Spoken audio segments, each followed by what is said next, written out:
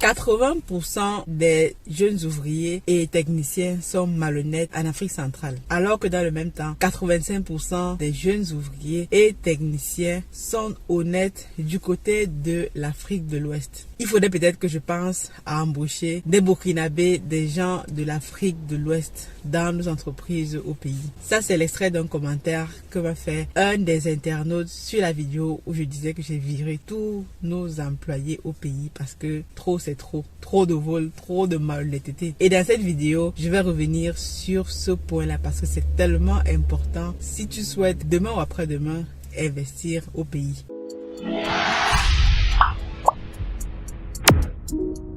Salut à toi et bienvenue sur Masora Business. Moi, je m'appelle Aniel Cruzel. Je suis ingénieur logiciel et entrepreneur, auteur du livre intitulé Investir en Afrique dans la pisciculture. D'ailleurs, si tu es intéressé par ce livre-là, si tu souhaites investir dans la pisciculture, une seule chose, va en bas de description, commande ton livre dans le formulaire qui va s'afficher. D'ailleurs, dans ce livre-là, je développe la thématique que je vais aborder dans cette vidéo-ci. Comment recruter des employés honnêtes? Comment faire?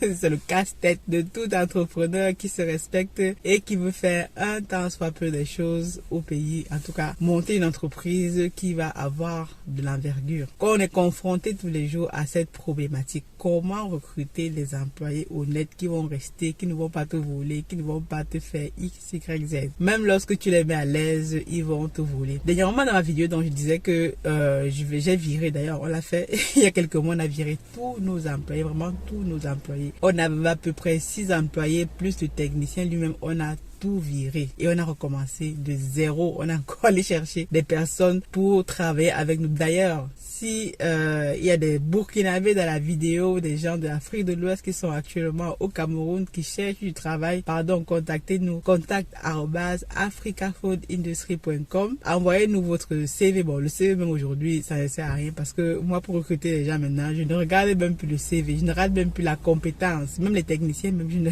regarde même plus la compétence parce que la compétence, on peut aller te former, on peut même t'envoyer en formation, même partout dans le monde pour chercher la connaissance, mais on ne peut pas t'inculquer l'honnêteté. Parce que le commentaire que je vous dis là, l'extrait du commentaire que je vous dis là, c'est justement un internaute qui est revenu dessus. Et d'ailleurs, je l'en remercie ici. Parce qu'il me disait, c'est peut-être mieux que tu embauches des gens de l'Afrique de l'Ouest, des Burkinabés, parce qu'ils sont plus honnêtes. Honnêtement, je ne sais pas s'ils sont plus honnêtes. Je sais juste une chose. Moi, je travaille au Cameroun et je n'ai embauché que des Camerounais depuis. Peut-être qu'il faut qu'on embauche des Burkinabés, des gens de l'Afrique de l'Ouest. D'ailleurs, si vous m'écoutez ici, comme je le disais en amont, écrivez-nous à contact@africafoodindustry. Vous nous dites que vous avez des compétences, etc., etc. En tout cas, on va vous prendre un entretien et ce que moi je veux voir surtout, c'est l'honnêteté, la capacité de cette personne-là de pouvoir se projeter avec nous dans l'avenir, de pouvoir attendre. Parce que l'une des choses qui fait en sorte que les gens sont malhonnêtes, qui volent, c'est parce qu'ils ne peuvent pas attendre. Ils sont impatients, ils veulent manger tout de suite, tout de suite. Et pourquoi il y a quelques mois, on a viré tous nos employés? Je vous avais dit ici, on a subi des vols, on a subi des malhonnêtetés, on a subi même le technicien lui. Parfois, on pense souvent que le vol, c'est parfois ça vient de loin, ça ne vient jamais de loin. C'est même le technicien, lui, des papas, des pères d'enfants, des mères d'enfants. Si vous m'écoutez ici, d'ailleurs, ce technicien, on est toujours en procédure judiciaire avec lui. J'ai dit que même si ça prend 100 ans, il va nous rembourser notre argent parce qu'aujourd'hui, il faut montrer aux personnes qu'on n'est pas là pour rigoler. Mais généralement, le vol, la malhonnêteté, c'est quelque chose qui touche toutes les générations, que ce soit jeunes, vieux, moins jeunes. Donc, je ne sais pas si au pays, on a seulement instillé ça aux gens. Ou alors les bébés, quand ils naissent, on les met dans le biberon. Une dose de vol et de malhonnêteté. Je ne sais pas, mais c'est tellement flagrant que on doit absolument conscientiser les gens sur cette mentalité de vol. Parce que demain après-demain, on est entrepreneur. On dit tous les jours ici, il faut développer l'Afrique. L'Afrique, c'est le continent de demain. Ou c'est le continent d'aujourd'hui, tout le monde va en Afrique. Mais où est-ce qu'on va trouver les employés pour travailler dans nos usines en Afrique? Même les Occidentaux qui vont là-bas, ils ont du mal. Ils vont dans un premier temps amener leur personnel, mais à un moment donné, ils sont obligés d'embaucher la main d'œuvre locale. Et comment est-ce qu'on va faire pour trouver des employés honnêtes qui ont la capacité de travailler dans les usines, voilà, parce que vous pensez qu'un pays comme la France, un pays comme les États-Unis, partout dans le monde où il y a le progrès, Corée du Sud, c'est la population locale qui travaille dans les usines. Et si nos populations n'ont pas la culture de l'entreprise, la culture du travail, la culture de la patience, la culture du travail bien fait, la culture de dire voilà, je commence avec une entreprise aujourd'hui, même si on me paye 50 000 francs et que ce n'est pas forcément le salaire que j'attends, mais parce que je suis là au début, j'ai à cœur de mettre tout ce que je peux pour que cette entreprise se développe, parce que demain, après-demain, je sais que si l'entreprise prospère, alors c'est moi qui prospère aussi. C'est ce que je dis chaque jour aux personnes avec qui on travaille, aux personnes qui veulent travailler avec nous. Au départ, on va commencer avec vous avec 50 000, 40 000 francs CFA, parce qu'aujourd'hui, nous sommes encore petits, mais la vision qu'on a de demain, après-demain, c'est de grandir, parce qu'on est là pour faire de grandes choses. Une anecdote donc ici. On a viré tous nos employés dernièrement. Il y avait, vous voyez, le technicien. D'ailleurs, l'un de nos plus jeunes employés avait 16 ans. 16 ans, c'est un jeune, on dit voilà, c'est un mineur, tout ça. Et cet employé-là, tenez-vous bien, on le payait 100 000 francs CFA au tout début. Erreur fatale. Voilà, une des erreurs fatales qu'on a commises au début. Payer un employé 100 000 francs CFA, même s'il le méritait au départ, parce qu'on voulait bien faire les choses, on voulait mettre les gens à l'aise pour leur dire, ok, on est une entreprise, mais on a à cœur de vous mettre à l'aise. Et donc, les gars nous ont volé bien comme il faut. Aujourd'hui, on est en train de remettre l'entreprise sur pied et donc comprendre de nouvelles mesures. Et vous voyez donc que c'est un jeune. Et ce jeune-là, il a appris le vol où? Ou bien comment est-ce qu'il volait? Parce que son patron qui l'a amené, qui est technicien, il a lui-même un voleur. Donc un père d'enfants de 3, 4, 5, 6 enfants, avec femme à la maison, etc. Donc c'est lui-même qui organise le vol au sein de l'entreprise. Vous voyez que c'est compliqué. Des personnes comme ça, vous allez vous dire que des personnes comme ça ont un temps soit peu, un semblant d'honnêteté, parce que derrière, on lui a expliqué la vision qu'on veut. Mais c'est les mêmes personnes que je vous dis qui sont à l'église tous les dimanches. Je dis tous les dimanches. Quand il fallait qu'on travaille, parce que nous on avait nos réunions d'activité dimanche soir ou dimanche après-midi, parfois avec nos actionnaires dimanche dans l'après-midi, et à nos employés au pays ils sont toujours en tout cas à l'église tous les dimanches. Tu ne peux pas appeler quelqu'un qui va te dire que j'étais à l'église. Ici, ce n'est pas pour moi de dire qu'il ne faut pas aller à l'église, tout ça, mais je constate juste que les gens qui vous volent tous les jours, qui organisent le vol dans votre entreprise, sont tous les jours à l'église en train de prier, oh Dieu, oh fais ceci, mais ils oublient que Dieu c'est dans ce que tu fais tous les jours, Donc tu es employé dans une entreprise, toi-même tu organises le vol et tu vas tous les dimanches à l'église et dis que Dieu, même Dieu là va te maudire, parce que tu ne peux pas faire ça. Et donc vous voyez que quand tu vas au pays, moi je vais au pays souvent, la première chose que je constate quand j'arrive, c'est que il y a une nouvelle église qui s'est ouverte ici à gauche à droite. Et même les dimanches, il faut voir au pays, tout le quartier, c'est wow, des musiques, des gens qui crient, des gens qui chantent. Je dis souvent que mince, si Dieu n'entend pas les pleurs,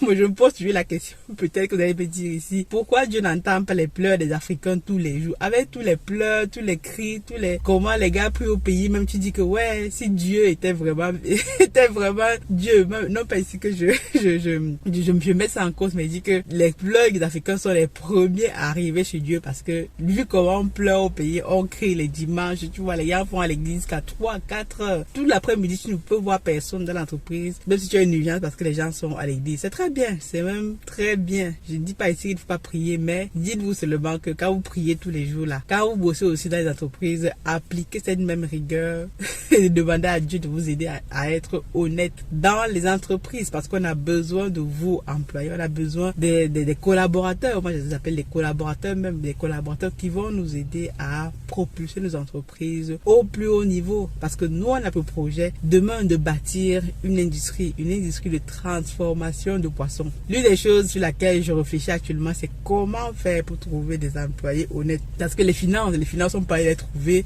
On peut faire tout ce qu'on peut, peut mettre le projet, mais qui c'est qui va travailler avec nous dans l'entreprise? Quels sont les employés qui vont travailler avec nous? Parce qu'aujourd'hui, pour recruter, comme je disais, moi je me base maintenant sur l'honnêteté. Est-ce que cette personne est vraiment honnête?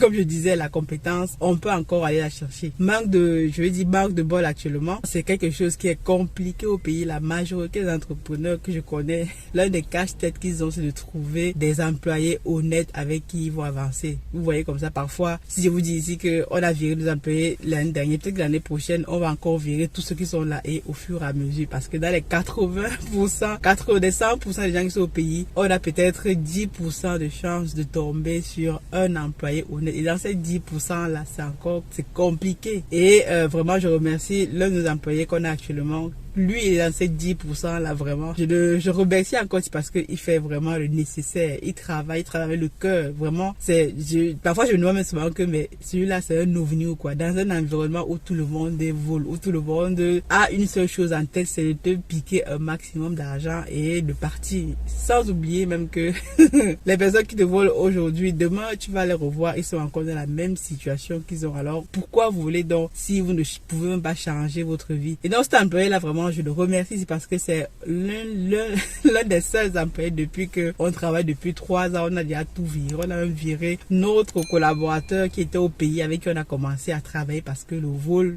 Bon, je reviendrai sur ça dans une autre vidéo parce que c'est super important quand vous choisissez vos collaborateurs avec qui vous allez monter un projet au pays. Basé sur mon expérience, je vous raconterai ça dans une prochaine vidéo, mais c'est compliqué de tomber sur cet employé que je vous dis là, avec qui on travaille aujourd'hui, il y a peut-être 3-4 mois, qui travaille sur l'un de nos sites. Et donc, c'est cette personne, ce genre de personne qu'on veut. Si on peut avoir 3, 4, 5 personnes comme celui-là, vraiment, voilà, on va inciter tout le monde à aller investir. Nos entreprises vont prospérer. On va propulser l'Afrique à un niveau inégalé parce que les gens qui travaillent dans les entreprises, ce ne sont pas les ovnis, ce ne sont pas les occidentaux qui ont venu travailler dans nos entreprises. Donc, c'est forcément nos frères et nos sœurs qui travaillent dans nos entreprises. Donc, vraiment ici, un appel à tout le monde, à tous les... Parce qu'au pays, quand tu es au pays, on va te dire que, oh, il y a le chômage. On va te dire que, oh, vraiment, le pays ne marche pas. Mais qui c'est qui fait marcher le pays? C'est vous-même qui êtes là tous les jours dans l'entreprise en train de voler. Oh, tel a fait comme ça. Oh, tel a volé. D'ailleurs, que le vol est devenu quelque chose d'institutionnel. Quand on voit qu'à la tête de l'État, les gens volent. D'ailleurs, dans les entreprises aussi, qu'est-ce qui empêche aussi de voler? Dit que si je peux voler ma part, voilà comment les gens réfléchissent au pays. On te nomme un poste parce que tu es là pour servir le peuple. Si on parle de poste ministériel, les gens disent là, le maximum que je peux voler, je vole. Comment donc tu veux que les gens prospèrent? D'ailleurs, nous, on est des privés, mais on ne peut pas avoir cette même réflexion aussi dans le privé. D'ailleurs, dans le public, il ne faut pas avoir cette réflexion-là, puisque l'argent qui est fait qui est mis en place pour faire les routes, pour les infrastructures, si tu voles cet argent-là, ben, demain, on se retrouve à avoir des routes qui sont cabossées, des écoles qui n'y a pas d'école, etc. Le système de santé qui est pourri. Donc, bon, bref, c'est une mentalité qui est néfaste à tout point de vue, Donc, cette première vidéo, c'est déjà pour dire, il faut vraiment que nous fassions attention et que nous continuions à sensibiliser sur cette histoire de vol et de malhonnêteté. Je ferai d'autres vidéos dans ce sens-là pour vous dire comment faire pour repérer des employés à peu près honnêtes. Tu ne peux pas être sûr à 100% de tomber sur un employé honnête, mais il y a quelques techniques à mettre en place, stratégies à mettre en place pour que au moment venu, si le gars te vole, au moins tu sais que tu as pu sauver quelques meubles et tu laisses seulement partir. Nous, c'est dans l'optique là qu'on est actuellement. On embauche quelqu'un pour quelques mois, il nous vole, il fait ce qu'il fait, après il part, voilà, on se trouve une autre personne jusqu'à ce qu'on supplie, on se dit qu'on tombera sur une personne qui sera honnête avec laquelle on pourra avancer.